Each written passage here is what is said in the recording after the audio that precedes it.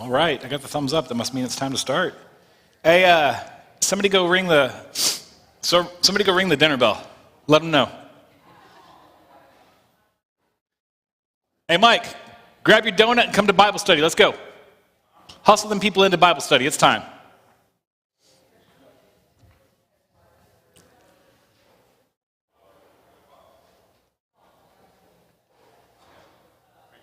Those donuts are a limited supply, you know.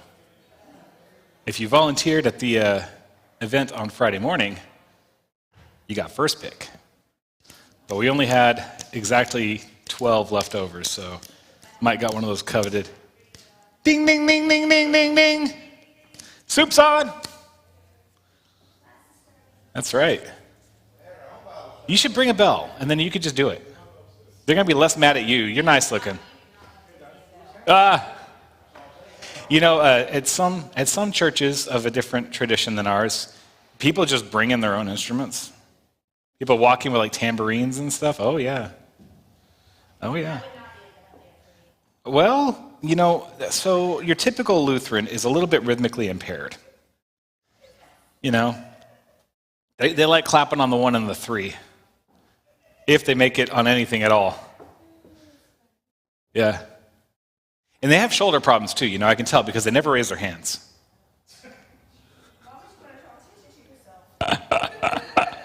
If everybody did it, then it wouldn't draw any attention. And laryngitis too, I never hear an amen. Yeah. Oh boy. All right, I guess we're ready to rock. Are you guys ready to rock? Okay, fantastic. Last week I did kind of pose to you the thought of, good morning, class. Oh, now YouTube knows when to start the video, right? I'm going to be happy one day when somebody watching the YouTube video comments, good morning, in response, you know? That would be nice, wouldn't it? I don't think we get a lot of traffic on the Bible study videos. Good. Well, they should comment. No kidding. Well, great. Oh. Well, she sounds adorable. But let her know I'm married, okay? But let her know I'm married, okay? I'm off the market. Yeah.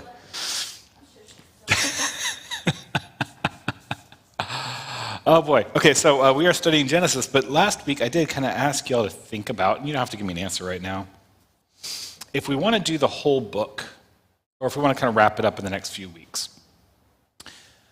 It's a long book, and I could go either way on this. Give you a little preview of what's ahead. We're going to finish up the story of Noah probably this week, maybe next week if not. And then shortly after that will be the story of the Tower of Babel.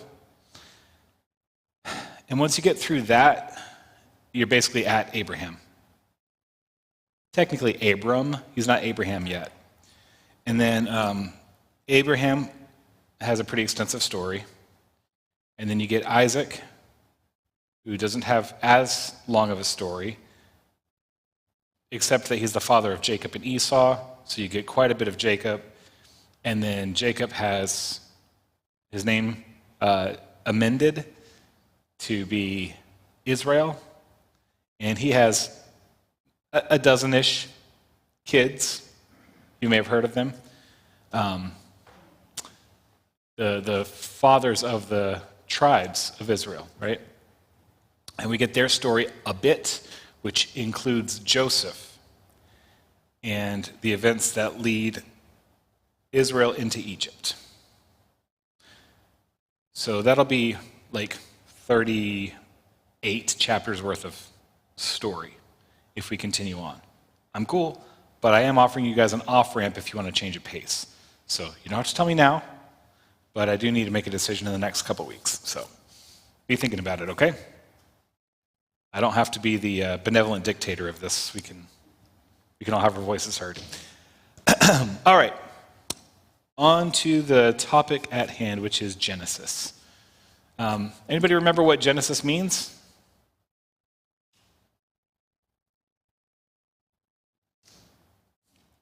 If you're in your Bible looking for the book of Genesis, where would you look? In the beginning. Yes, the word Genesis means beginning. And that comes from the Greek. The Hebrew name for it is not actually Genesis, but so it is. Most of our Old Testament books in English are not named for the Hebrew.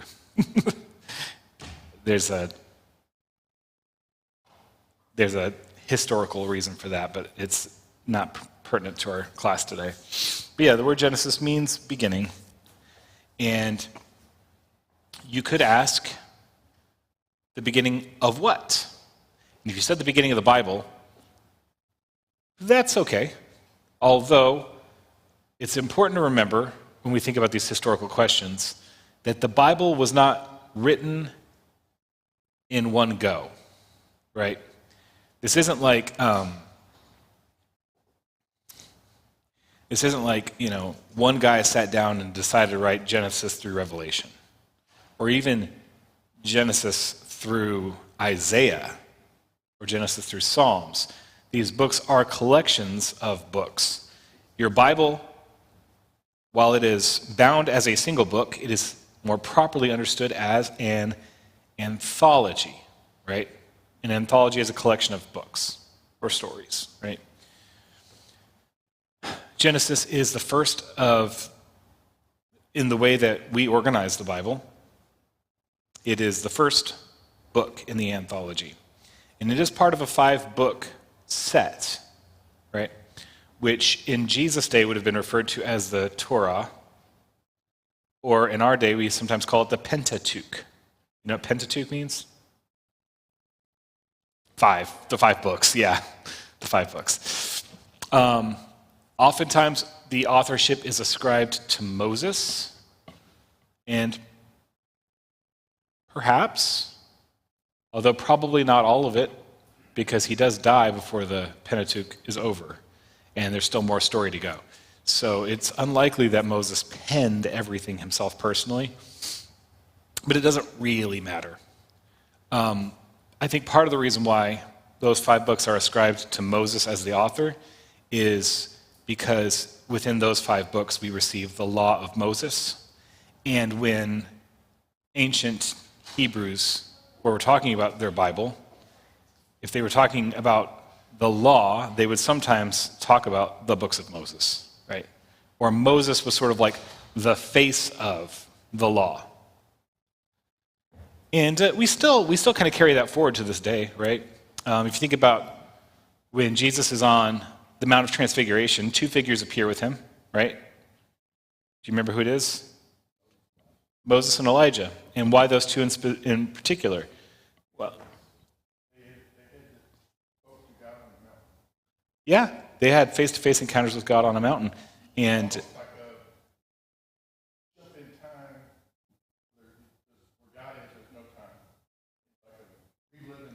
yeah.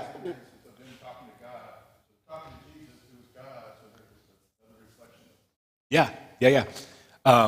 So, it could be that moment where they're talking on the mountain is sort of like that same moment with Jesus on the Mount of Transfiguration. But I would also suggest to you that they also represent something, right? Which is Moses would have been the lawgiver, and Isaiah, considered one of the greatest amongst the prophets. And so, you get on the Mount of Transfiguration the personification of the law and the prophets, which is how the ancient Hebrew people referred to their Bible, right? Jesus will talk about what is written in the law and the prophets. So you could see in the Mount of Transfiguration that the Scripture is testifying to him and actually seeking truth and meaning from him, which is interesting because they ask questions of Jesus. So fascinating stuff. But anyways, the point of all that is to say, did Moses pen the first 5 books of the Bible? Possibly, and possibly parts of them, but it doesn't matter if it was him personally. That's kind of irrelevant. Who is the author of Genesis? Don't overthink this. This is Sunday school. Just shout out the answer that pops in your head. Thank you. Right, yeah. This is all inspired by God, right? For us to have a story of creation, the only eyewitness to that is God, right? Because there was nothing else.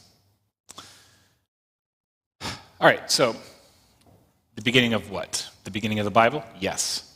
What would be another beginning that we could ascribe to the book of Genesis? It's not just the beginning of the Bible, but it's also the beginning of, the beginning of time, the beginning of the world, right? But we get through that in a chapter or two. So while it is a story of that, another proper beginning we could describe to this book is it's the beginning of Israel. It's the beginning of the people of God, right? Because it's in this story that we get all the lineages going from Adam all the way down through Abraham, to whom the promise of being a blessing to all nations and all that sort of stuff comes. And then from him, Isaac and Jacob to Israel. And Israel comes into being in this book. So a lot of different uses of the word beginning as the name of this book. All right. So we had a creation story or two. I suggested to you that the reason that we have the story told twice is uncommon in our Western civilization way of thinking, because we tend to think linearly, right? Tell the story, move on to the next beat. But we see this pattern elsewhere in Scripture as well. Stories are often told cyclically, or you'll get a repetition of a story told, but each repetition of it comes from a different angle. So the first Genesis chapter 1 is about the universe broadly and sort of equally. And Genesis chapter 2, the creation story as told the second time, has a sharper focus on, and a deeper focus on humanity. By the way, this way of thinking comes up throughout scriptures. If you think about the Beatitudes, right? Blessed are the poor in spirit, blessed are the peacemakers, blessed are the, you could think about that as like an ordered list, but, those descriptors probably multiple will apply to the same person, right?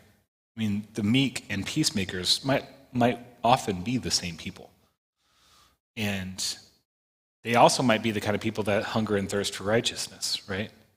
So, and they certainly might also be the kind of people who are persecuted for Jesus' name's sake, right? So it's not necessarily that he's describing a whole bunch of different people. He's describing different angles and different aspects of the same phenomenon. You'll also find this in Psalms. So when we think about poetry, the most common feature modern Americans think about in poetry is probably rhyming, right? And meter. You want the same number of syllables and you want them to rhyme. As a guy who likes to write poetry, almost none of my poetry does either of those things. And that's fine, right? But that's what we typically think of. But you guys have heard of haiku, right? Does haiku rhyme? No, not necessarily. There's all different forms of poetry. Hebrew poetry didn't generally rhyme. And it didn't generally use a meter. But what it does often do is this idea of one verse and the next half of the verse playing off of each other, right? So, it might be something like, the Lord is my strength and my shield, of whom shall I be afraid? And the next verse would be something like, the Lord is my fortress, who can stand against me, right? So it's like that repetition of the idea with a little bit of nuance. Sometimes it escalates, sometimes it brings a different vibe to it. This is just the way that Hebrew people thought and expressed themselves. So we see that also in our scriptures. All right, so we have the story of creation. Adam and Eve, they sinned, and I suggest to you, and I believe that our dear friend Martin Luther has my back on this too, that the first sin that they committed wasn't about eating prohibited foods. That's the form it took. But the sin was actually idolatry. They believed they knew better than God. They desired to have God's place. So they made of themselves an idol. And that looked like pulling fruit off the tree and eating it. Make sense? As they're cast out of the garden, the whole world is cursed. Everything gets difficult. Where there used to be harmony, there was no predation. There were no thorns and thistles. Life happened easily, and there was plenty for all. When they're kicked out of the garden, life is no longer easy, and there is not plenty for all. So now we have scarcity of resources. We have eating by the sweat of our brow or not at all, right? We have animals turning against each other and against man, and man against nature. So everything is disrupted by sin. I would suggest to you that the world, when Adam and Eve leave the Garden of Eden, pairs nicely with what Darwin says about survival of the fittest. I would also suggest to you that the world before the fall into sin does not pair well with that. So as you're making your decisions about what to believe, bear that in mind. Adam and Eve have 2 sons, Cain and Abel, and they are already engaging in sacrificial worship, right?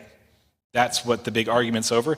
They bring their sacrifices to God. God is pleased with Abel's sacrifice, and he is not pleased with Cain's. And when Cain is upset about this, God speaks to him with a certain amount of firmness and kindness paired, right? As a loving father should.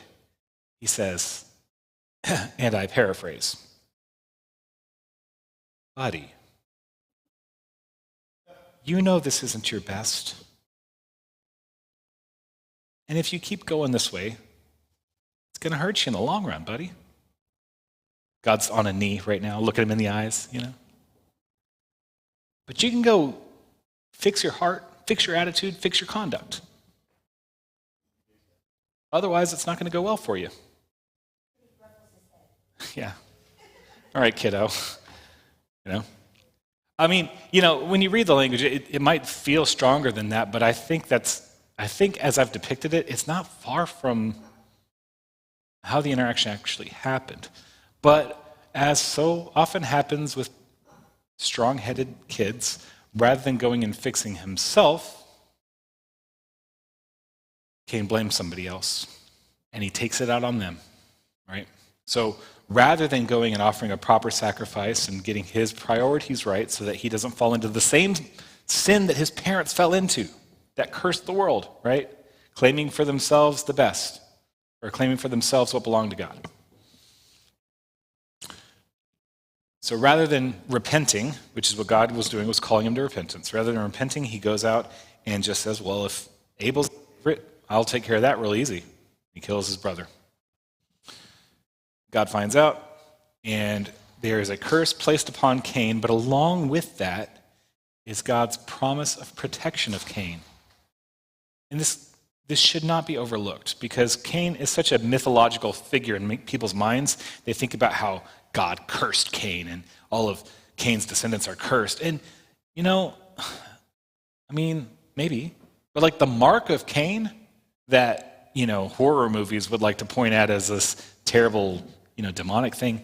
No, the mark of Cain was God putting his protection on Cain so that nobody could avenge Abel. Could avenge Abel by killing Cain, right? God said, no, you're under my protection. Yeah.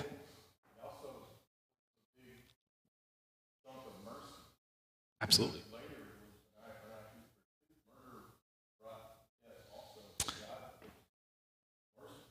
Yep. Yeah, and actually we've just in our most recent got to that. Man, I'm 20 minutes in. I got to go fast. Okay. Cain and Abel. And then from there, we follow the lineage of Seth, who was the spare, right? The spare, I guess. And he becomes the heir. But overall, the trajectory of humanity is bad, right? Wickedness just abounds. And because selfishness ultimately will express itself through violence. It will, right? Because the most selfish thing is to say, my well-being is more important than yours.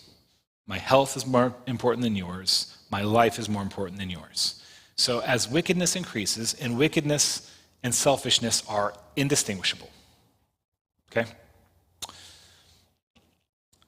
As it increases, so does violence. And it says that God was grieved that he had made the world, and so he decided to wash it all away.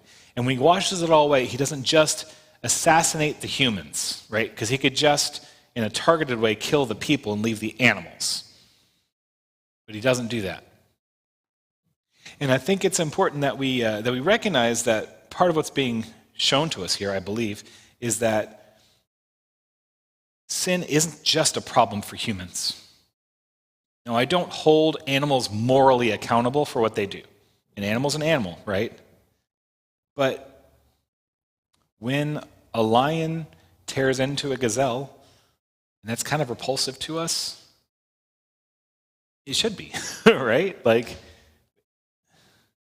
Because death is not the way God made things to be, right? So anyways, God says, well, I'm going to wipe it all away. So he promises he makes a plan to flood the world.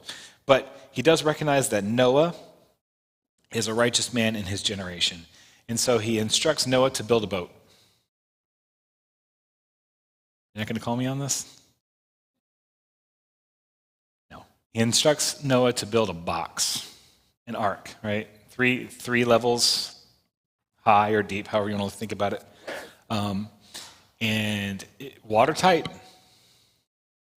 with room, apparently, for 2 of every creature that goes about the earth or flies. God's not worried about the swimming animals because they're going to flood, right? And so all that's going to happen is if you're a fish and you live in a second-story apartment in the ocean, it's going to be a 32nd story or whatever, right? Like your house is just moving relative.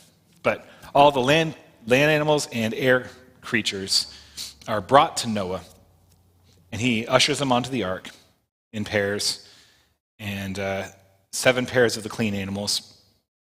And then God closes the door, and for over a year, they're in that ark together. Did they have enough to eat? Apparently.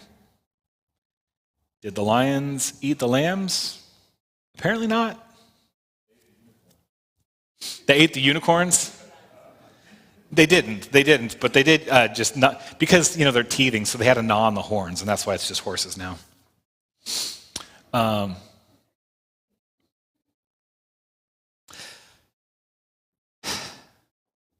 So God is providing miraculously for them. He is making peace within this ark. He is providing for their needs within the ark. He shut the door.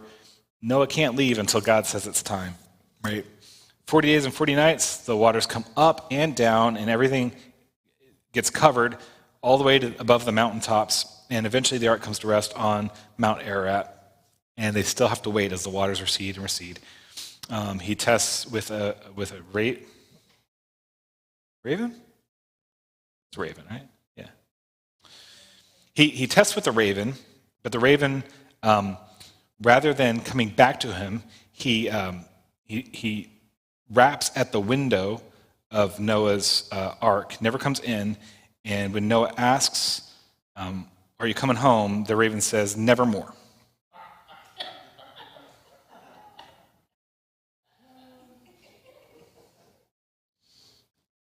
The people who are laughing, you are well educated. I'm proud of you. But no, the raven never returns to him. It just flies to and fro. The next week, he sends out a dove. The dove goes out, comes back. Good job, dove. Again, sends it out. It comes back with an olive leaf or possibly a little olive branch. And that's a good sign for Noah, because that means that fruit-bearing trees have lived or are alive. The next week he sends out the dove, and it does not come home. That suggests, okay, well, it was able to find nesting materials, and it's making a home, and soon we will too. And then after that, God opens the door, and Noah and his family and all of the animals step out of the ark or fly out. probably run out. And that brings us to Genesis chapter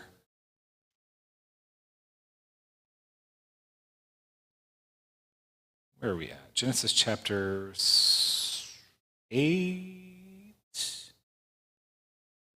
Yeah. Well, let me do the tail end of chapter 8. So Noah steps off the ark, and he takes some of those clean animals that he brought, and he builds an altar and offers a sacrifice to the Lord. And the Lord receives that with pleasure and says that he will never again curse the ground because of man, and never again will he strike down every living creature as he has done. And until the world ends, and he sort of is hinting that yes, the world will end, but until the world ends, God will ensure that there's a proper procession of nature, summer and winter and springtime and all that kind of stuff, right? And he will not wipe the world away with a flood.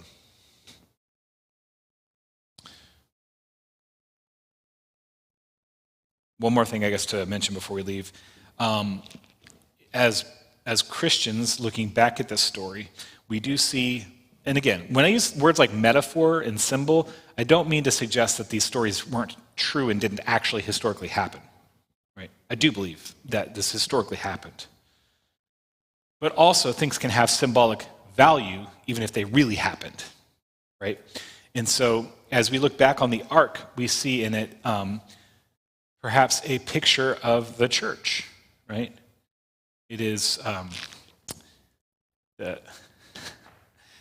least with our modern architecture, it's a box, right?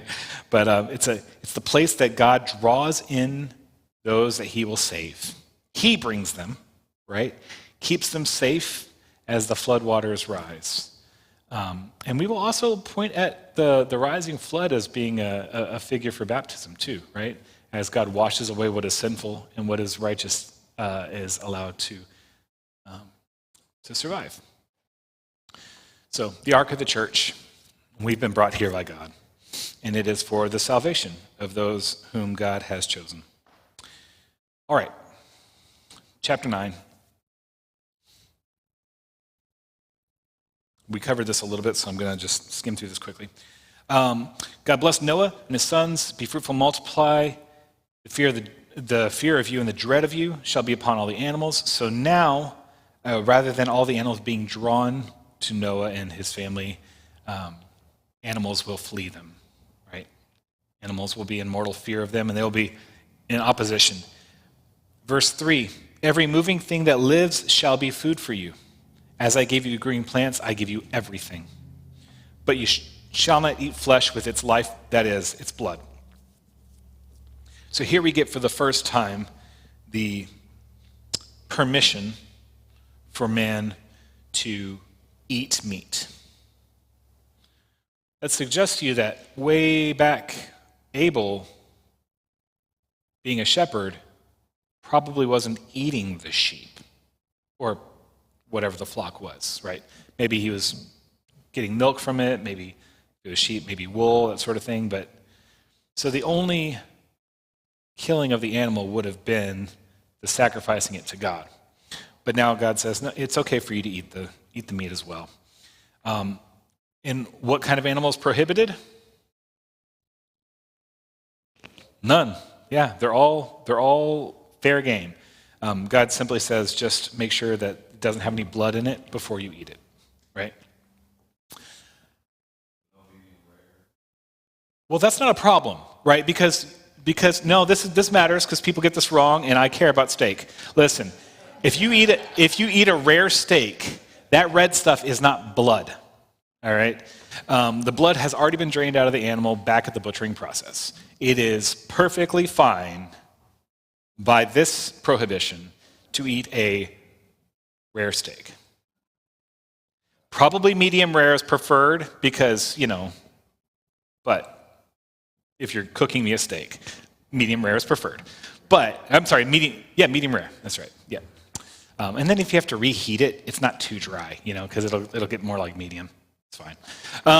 Okay, We're not going to reheat it. We're going to eat the steak. Okay. But then God goes on to make a distinction. And this distinction has been there since the creation, but it's important to reinforce it. That while the animals are on the table, human life is different. No one is permitted to take a human life. But if you take a human life, guess what will happen? Whoever sheds the blood of man, by man shall his blood be shed. So God is saying that retribution will happen. And I don't think this is necessarily a mandate for capital punishment. I think this is more like what Jesus says, he who lives by the sword will die by the sword. I have never been in a genuine fist fight. I'm prepared. Probably won't go well. Nobody really, it's not the kind of thing that you should want. But I think that the people who have often have been in multiple fist fights. That just seems to be the way for me. I don't know if that's true, but it seems like it, right? And I think part of that has to do with, if you're in that situation once, you've probably put yourself in that situation multiple times. Or, you might present yourself in such a way, or, whatever. And I think this might be a similar idea, right? Like those who employ violence are probably more likely to attract violence too. And again, because we do have a certain, I'm going to use the word pagan because I think that that's right, sort of a pagan ethic in a lot of our culture today that says that humans are just another animal, and so we must hold as sacred as human life, animal life. And that's not a biblical idea. It is a biblical idea that we ought to care for this world and all of God's creatures, and they are God's creatures, which means probably things like don't be wasteful, be humane in your treatment of animals, and so forth, but it does not mean we can't eat animals, at least if you're looking for biblical prohibitions. All right, let's move along. Then, here we go. Then God said, this is verse 8, then God said to Noah and to his sons with him, behold, I establish my covenant with you and your offspring after you and with every living creature that is with you, the birds, the livestock, and every beast of the earth with you, as many as came out of the ark. It is for every beast of the earth. Who is God making a covenant with? Not just Noah. Not just Noah and his sons. Every living creature, yeah. Isn't that wild? All right. I will establish my covenant with you, that never again shall all flesh be cut off by the waters of the flood, and never again shall there be a flood to destroy the earth. Now, this is the part I wanted to get to last week and we didn't get to.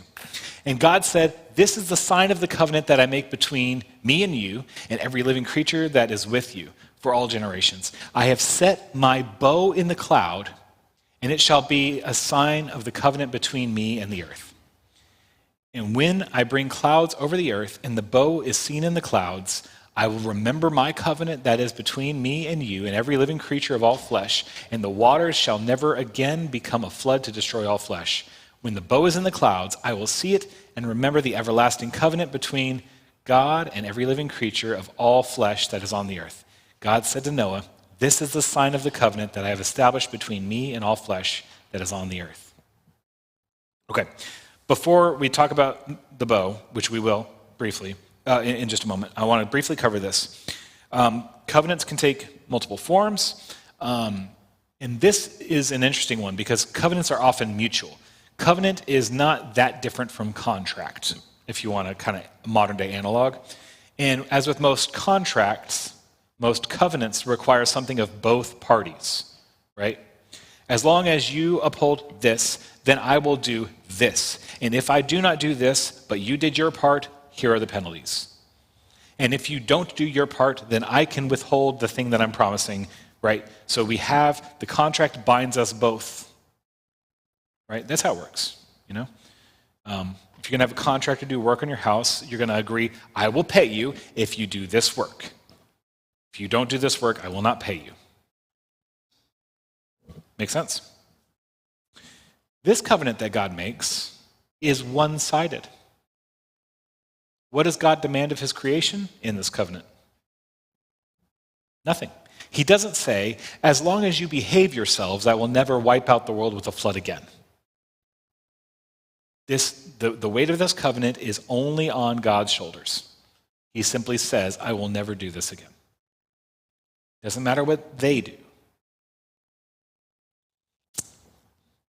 Okay, let's talk about the bow. Because the word that gets used here repeatedly is the word bow, but what would we normally call it?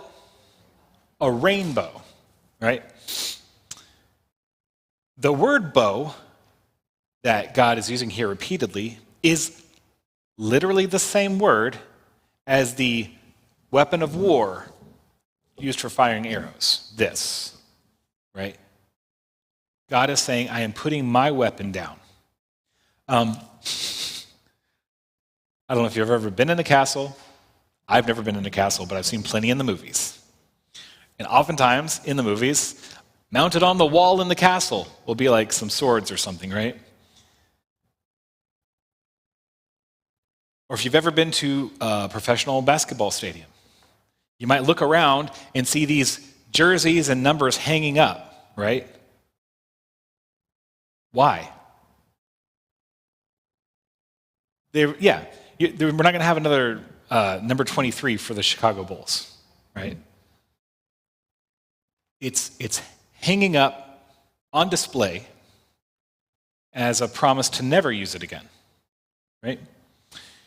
You can kind of imagine in this story what God is doing is he's taking his weapon of war, in this case a flood, and he's hanging it on the wall as a display to say, I have put this down. I have retired this weapon.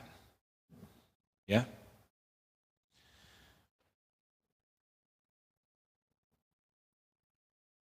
The rainbow appears, and I think the physics of this makes such a beautiful metaphor too, right?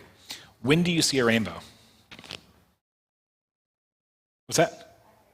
After it rains. What's required? What makes the rainbow happen? The sun, but it's sunny lots of days, right? What do you need? Sun and, yeah.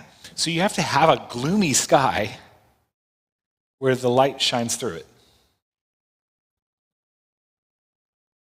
How cool is that, right? In the midst of misery, right? When the light of heaven shines through it, something beautiful emerges. And that's the sign that God says is a sign of his peace and blessing, even in the midst of however bad it might get. My goodness will shine through. All right. Now, if you brought your aluminum foil or your tin foil, it is now time to shape your hat and put it on.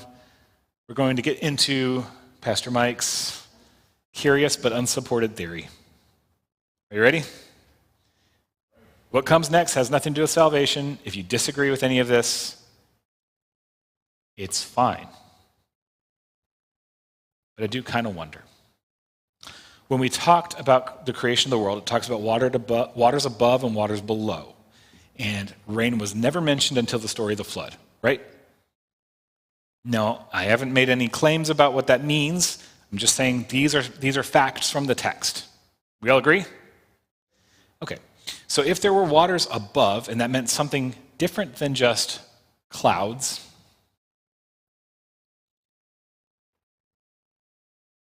I do wonder if in the world before the flood, you had light shining through some sort of atmosphere of water, making a prismatic effect. Wouldn't it be weird and kind of cool? And I don't know if this is true, but I think it's in my head, it's a cool feature of the text. That perhaps every day when you looked up at the sky, if you looked at the right time or the right place, there was a rainbow. Because those conditions just were always there. Now, is that true? I don't know. But it would be cool. And it would put a sort of extra layer of symbolism on this, right? Like, just as I loved you before, I haven't gone anywhere, right? I'm still here with you. I haven't abandoned you, even though things are very different now. And maybe even a little bit of a, remember the good old days when people lived for 900 years? So, is any of that part necessary for salvation? No. It's fine. You don't have to. It's whatever. But it'd be really cool if it was true. All right, let's move on. Noah's descendants, verse 18. The sons of Noah went forth from the ark. The sons of Noah who went forth from the ark were Shem, Ham, and Japheth. Ham was the father of Canaan. Now, your translation might say Canaan. I've seen it spelled both ways, but in the ESV that I'm using, they transliterate it as literally Canaan, and I think that's right. Let's keep going. These three sons were the sons of Noah, and from these the people of the whole world were dispersed. Noah began to be a man of the soil, and he planted a vineyard. All right, so that implies that Noah probably wasn't a farmer pre-flood. I don't actually know what his job was pre-flood, but what's that? Box building. Yeah. Well, that certainly was an occupation. Yeah, he was a boxer. Yeah. You know, we definitely get the sense that there was enough civilization in those days that you wouldn't have had to be hunters and gatherers or, strictly agrarian. Because remember, we learned about, there were instrument makers and metal workers and, all kinds of, stuff. So, and there were cities, right? It said literally that they were building cities. So the value of a city is not everybody has to be a farmer. You can have different people specializing in different kinds of labor. But when you've got no population, that option is removed, right? So now everybody has to did my mic cut out? Okay. Everybody has to provide food. That's the way it's got to be, right? Hunter, gatherer, farmer, those are your options until you have enough population and population density for y'all to share those labors. So he becomes a worker of the soil, and he plants a vineyard.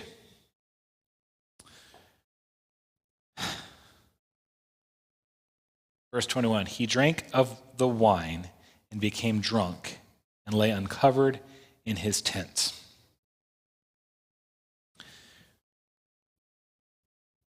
This is said with a lot of gravity, but not a lot of detail. And so we kind of have to do a little bit of detective work here. As I was looking at some commentaries, it was said, Noah was a righteous man, whatever. So he probably didn't know what the effects of wine would be on him. Let me ask you this. Do you think you're more likely to know what wine does to a person or how to make wine?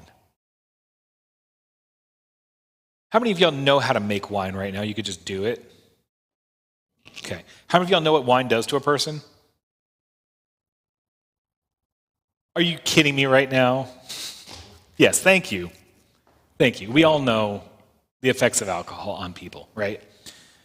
I think it's very naive to say, oh, well, he probably didn't know that he was going to get drunk. I just don't see that, okay? That seems silly if he knows how to make wine. Unless you think make wine means he left his grape juice out for a long time and forgot about it and came back to it. The alcohol content of wine takes a lot of time.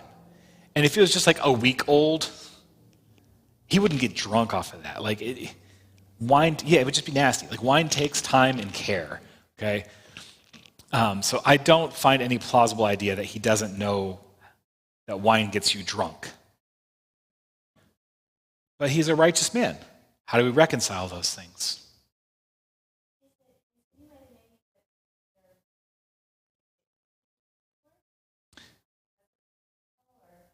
Well, that would be interesting. But again, I think that probably would chalk up a level of innocence to the world. Yeah, they weren't eating meat either. But that was by prohibition, right? It's not like they couldn't. Yeah, I don't know. I don't find anything in the text. I mean, certainly nothing in the text says they've gotten drunk. But that's true. This is the first mention of intoxication. So maybe. I'll give it a point on the scale, a pebble on the scale for those who say he didn't know. But here's what I think. I think that Noah was a righteous man. But he wasn't Jesus. Maybe this is a moment of indiscretion. Maybe this guy who's lived through incredible trauma is self-medicating, right? Like, would you blame him? I'm not saying it's good, but, this happens to people, right? And he's old. He's old. He's like hundreds of years old at this point. So he gets drunk one day, and he's in his tent, uncovered. So this is our first mention of nakedness since Adam and Eve.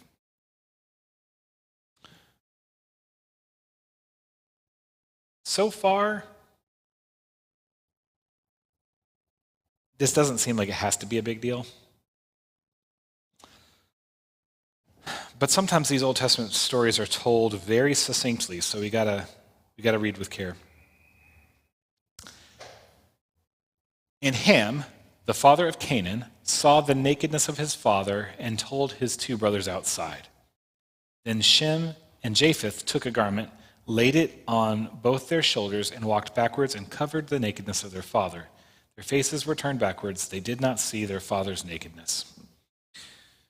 So that's all that we get about this story. And Noah's going to have a very strong reaction after this. We'll talk about. But I just want to break this down for you real quick. What do we make of what Ham did?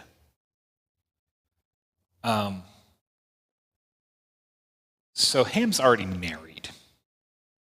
He's a grown man, okay? This isn't like a 4-year-old who's like, oh, I saw daddy naked. It's like, no. I think the implication here is that Ham was making fun of his father and was encouraging his brothers to participate, right? Like, it's not like he looked in and had a little laugh and then just closed it and went, He's like telling his brothers about it. And I think trying to get them to also participate in this mockery, okay? Shem and Japheth don't, right? What they choose is respectful and compassionate, right? So Noah's vulnerable in this moment. They could all go in and make fun of him, take some pictures and post it on his Instagram or whatever, right? But they don't do that. They grab a cloak, right, and they put it on their shoulders and they kind of walk backwards, and so they don't dishonor their father, and they lay the cloak over him, and then they leave. So Ham had the opportunity to show the same compassion, right? He stumbled on the scene, and instead of covering his father up, maybe saying to his brothers, I'm concerned about Dad. It seems as though his reaction was actually kind of cruel, whereas his brothers were compassionate and caring and respectful, right? Does that track for you guys? If that's your reading on it, then what comes next will make a lot more sense. When Noah awoke from his wine and knew what his youngest son had done to him, he said, Cursed be Canaan, a servant of servants shall he be to his brothers. He also said, Blessed be the Lord, the God of Shem, and let Canaan be his servant. May God enlarge Japheth, and let him dwell in the tents of Shem, and let Canaan be his servant. So what happens here is a blessing and a curse, right?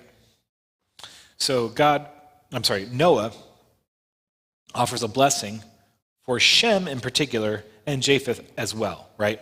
So puts Shem in this place of prominence and says, let Canaan be his servant. And then moving on to Japheth, he says, may God enlarge Japheth and let him have a place in the tents of Shem, which suggests that those two brothers are going to be harmonious. He doesn't say it reciprocally. Yeah.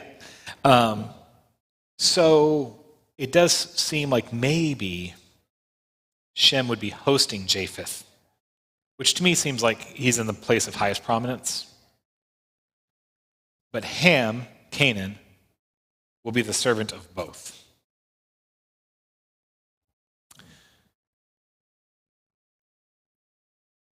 Now, Ham is not cursed with death or poverty, just subservience, right? Just that he would be the servant of the other two. And I think that might be, if Noah is being wise or if he's being a voice of the will of God here, I think it might be because maybe the biggest distinction between a good ruler and a bad ruler is that a good ruler will show compassion and mercy and kindness to the weak and vulnerable, and a bad ruler will exercise cruelty to the weak and vulnerable. And if you look at what God demands of civil government throughout the Old Testament for sure, and even in the New Testament, it's things like take care of widows and orphans, right? Show kindness and compassion to the weak and vulnerable. Don't exploit them. Don't exploit the alien in your midst. Don't exploit. So I think that what we see here in this blessing and curse, Noah doesn't